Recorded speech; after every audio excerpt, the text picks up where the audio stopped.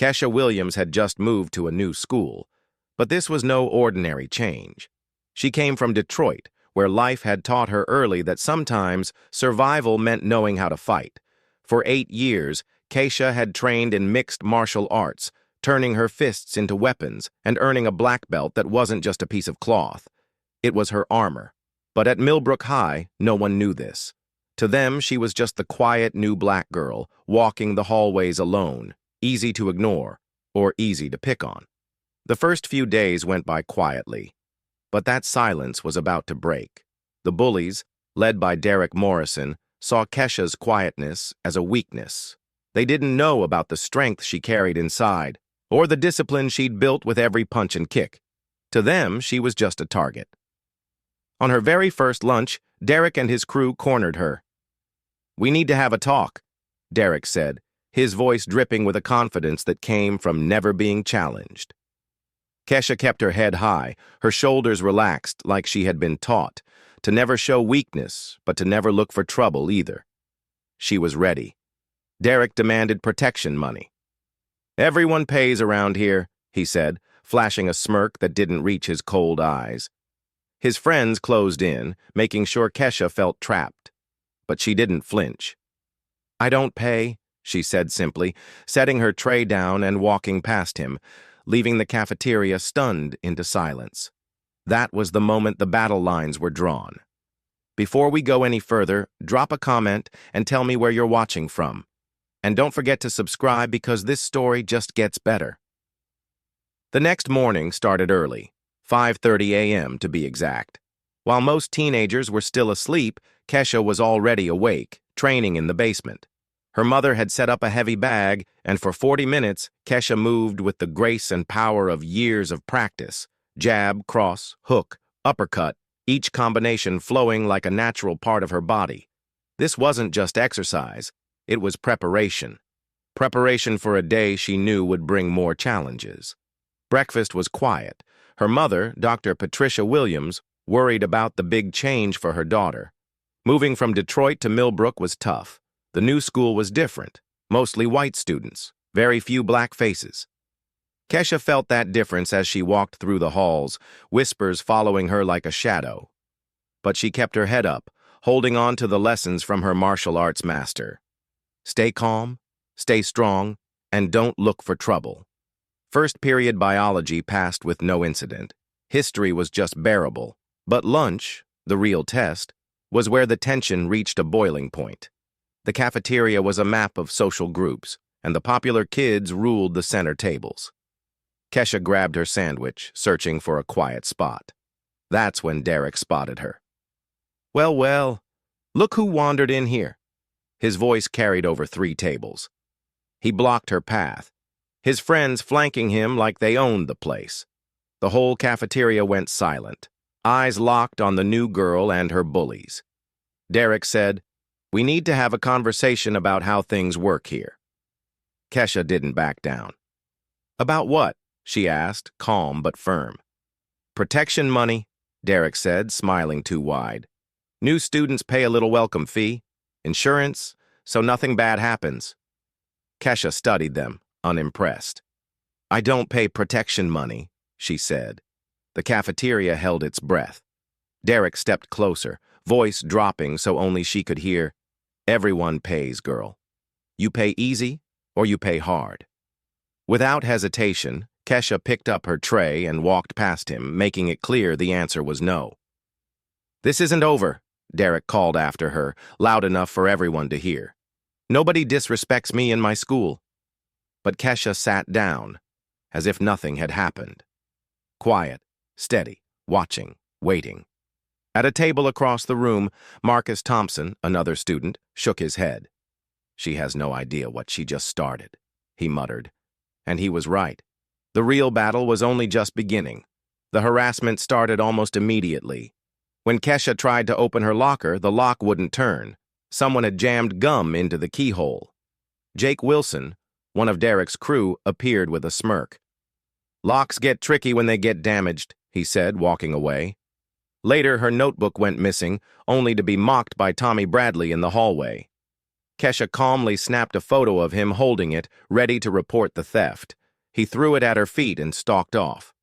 Not everyone was against her. Marcus warned her about Derek's family power. The police chief was Derek's uncle, and his father owned half the businesses in town. "He doesn't fight fair," Marcus said, "and he doesn't fight alone." But Kesha was no stranger to unfair fights. By the end of the day, it was clear, standing up to Derek Morrison was going to be dangerous. But the next day, the bullying didn't stop. It only got worse. By second period, Kesha found someone had spilled chocolate milk all over her backpack. Then, in chemistry class, her safety goggles went missing, forcing her to borrow a scratched-up pair that made it hard to see. The message was clear. Derek's crew was making her life miserable. By the time she got to English class, the pattern was obvious. Derek, ever the showman, raised his hand and asked the teacher if Kesha would share her thoughts on the book they were reading. What he really wanted was to embarrass her in front of everyone. But Kesha didn't flinch. She spoke clearly and confidently about the story's themes of injustice and courage. After she finished, Derek started slow clapping, dripping with sarcasm. "Wow, you're really articulate for someone like you," he said. The classroom went silent. Even the teacher looked uncomfortable. But Kesha held her ground, replying calmly, "I appreciate you noticing my ability to communicate." That moment sealed it. Derek had crossed a line that couldn't be uncrossed. That same day, her locker was decorated with a banana taped to the door, a mocking note saying, "Welcome to the jungle." Kesha took it down without a reaction, but kept the tape as proof. Derek appeared, smirking. She met his taunts with calm, pointing out that his handwriting made it easy to know who was behind the prank. But the harassment kept coming. During gym class, someone put itching powder in her clothes.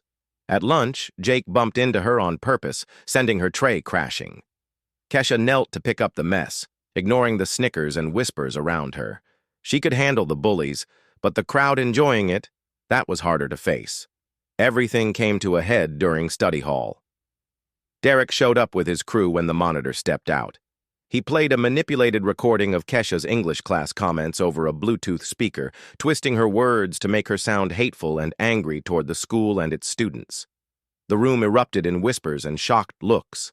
Some believed the fake, some doubted it. But the damage was done. Kesha tried to speak up, but Derek talked over her, accusing her of lying and being the problem. The tension broke when the study hall monitor returned, and Derek put on a fake smile, claiming it was all a friendly discussion. That afternoon, as rumors about the edited recording spread like wildfire through the school and online, Kesha overheard students doubting her. At her locker, Marcus waited and warned her about the fallout.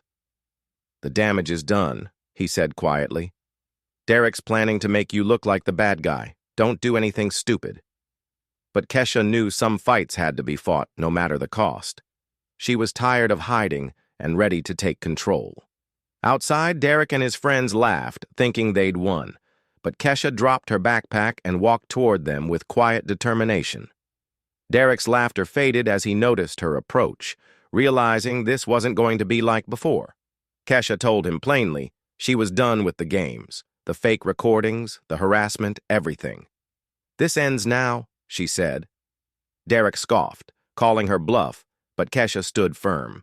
When he reached for her, she moved with the skill and speed of years of training. She twisted his wrist, sent him stumbling, then landed a sharp elbow that doubled him over. The fight was on.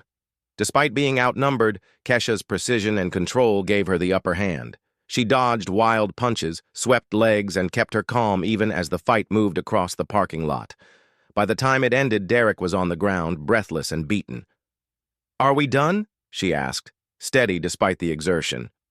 "Yes," Derek gasped, finally defeated. "You win." Kesha released him and walked away, knowing she'd made it clear she wasn't going to be pushed around anymore. Back inside, Principal Martinez was already hearing about the fight. Parents were calling, students were talking, and the school board was in crisis mode. Some wanted Kesha punished, others wanted her praised. The school had to figure out how to handle this new reality. But Kesha's story didn't end there. Word spread fast, and more students who had been bullied found their voices. They wanted to learn how to stand up for themselves, and Keisha was ready to teach them. At the gym, under Coach Rodriguez's watchful eye, Keisha started a self-defense group. Students came in droves, eager to gain confidence and skills. What began as a few lessons grew into a movement. Even as the school administration hesitated, worried about liability and image, the students felt the difference. They stood taller, walked prouder, and knew they didn't have to be victims anymore. But the bullies weren't done. Derek and his crew met in secret, planning their next move. If they couldn't take down Keisha with fists, they would try to do it with the law. The legal battle was coming, and Keisha would have to fight harder than ever before, not just with her hands, but with her voice and her truth. Esha was done backing down. The legal fight started fast. 6 boys from Derek's crew, backed by their families and lawyers, filed formal complaints against Keisha, accusing her of attacking them without cause. The school and police quickly got involved. Keisha and her mom, Dr. Patricia Williams, were stunned when the police asked them to come in for questioning. It felt like the world was turning upside down. At school, news of the charges spread like wildfire. Some students were shocked, others confused, and many stood firmly behind Keisha. Jessica Martinez, the girl who had recorded the bus stop incident, was heartbroken, feeling responsible for making things worse. But Sarah and Marcus organized a group of students demanding justice for Keisha. In the police station, Keisha sat with her mother and lawyer, going over every detail. She told them about the harassment, the threats, the edited recordings, and the fights. All the things that had led up to this moment. Her mother's anger was clear. "Why didn't you tell me sooner?" she asked. But Keisha explained she wanted to handle it on her own, fearing the school wouldn't help. Meanwhile, at school, Coach Rodriguez stood up for Keisha, praising her for empowering students through self-defense. But the principal and the school board were caught between trying to protect the school's image and addressing the real bullying problem. The board was worried about lawsuits and bad press, not about what was right. That same week, dozens of students came forward with their own stories of harassment, inspired by Keisha's courage. They wanted the school to act, to make it safe for everyone. The pressure grew. Keisha's self-defense program kept growing, even as the administration tried to limit it.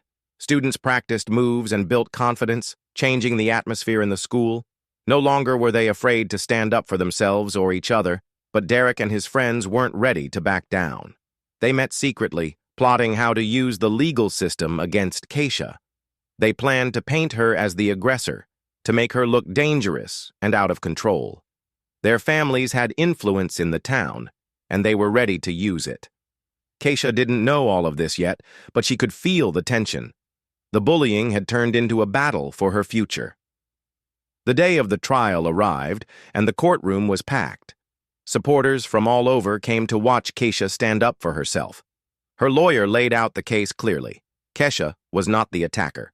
She was defending herself and others from relentless bullying. The boys tried to tell their side, but their stories fell apart under questioning. Evidence showed they had been the ones causing trouble. Videos of the bus stop incident and the fights were played for the court, showing the truth. Students who had suffered in silence spoke up, sharing their experiences with harassment. Their testimonies made it clear that Keisha's actions were necessary and justified. When Keisha took the stand, she spoke calmly and honestly, explaining she never wanted to fight but had no choice when threatened. Her words were strong, but her tone was steady and respectful. After hours of testimony, the judge delivered her verdict. Keisha was found not guilty on all charges. The court even recommended investigating the boys for lying under oath. The room erupted in cheers. Keisha hugged her mother and lawyer, tears of relief streaming down her face. Outside, the news spread quickly. People were talking about bullying, self-defense, and standing up for what's right. Keisha's story became an example of courage and strength for many. The school finally made real changes. They introduced better bullying policies, supported Keisha's self-defense program, and created safer spaces for students.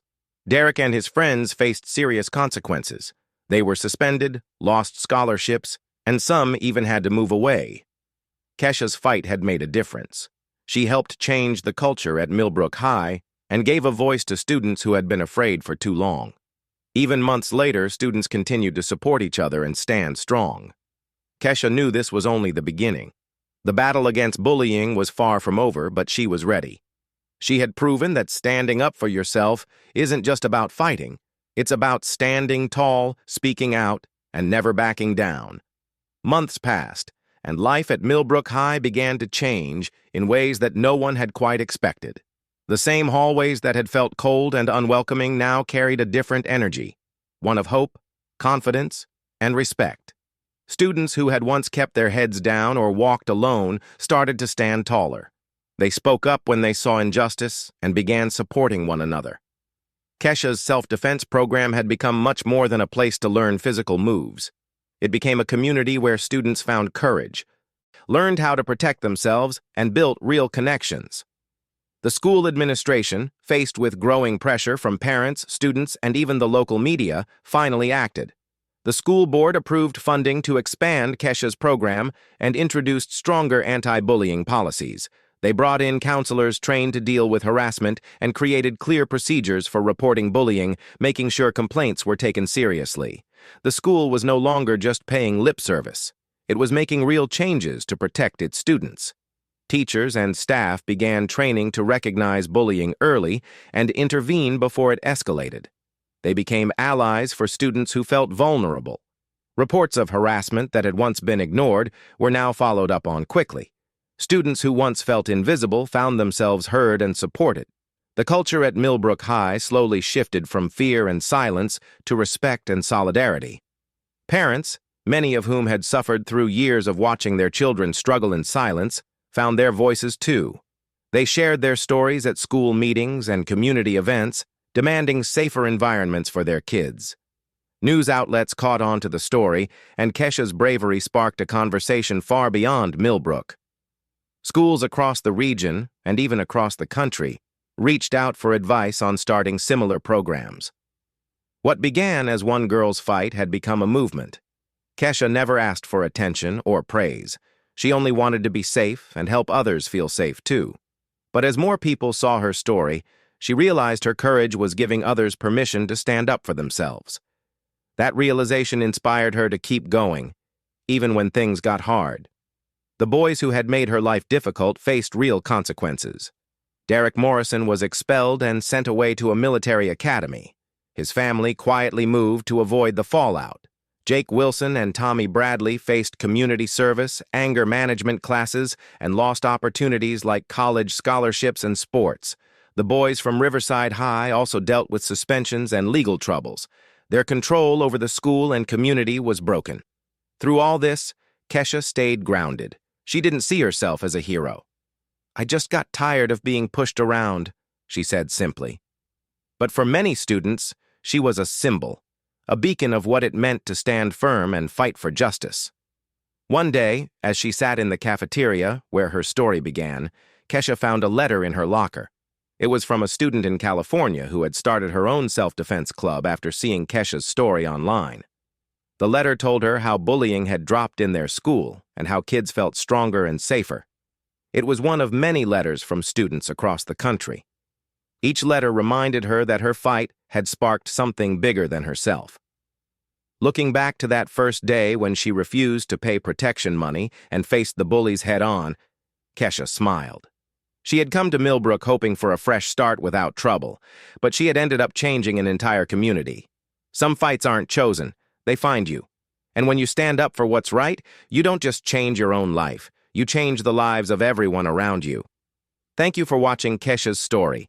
If it moved you, please like this video and subscribe so you don't miss the next story. I've picked 2 more stories I know you'll want to see. Stay strong, stand tall, and keep standing up for what's right.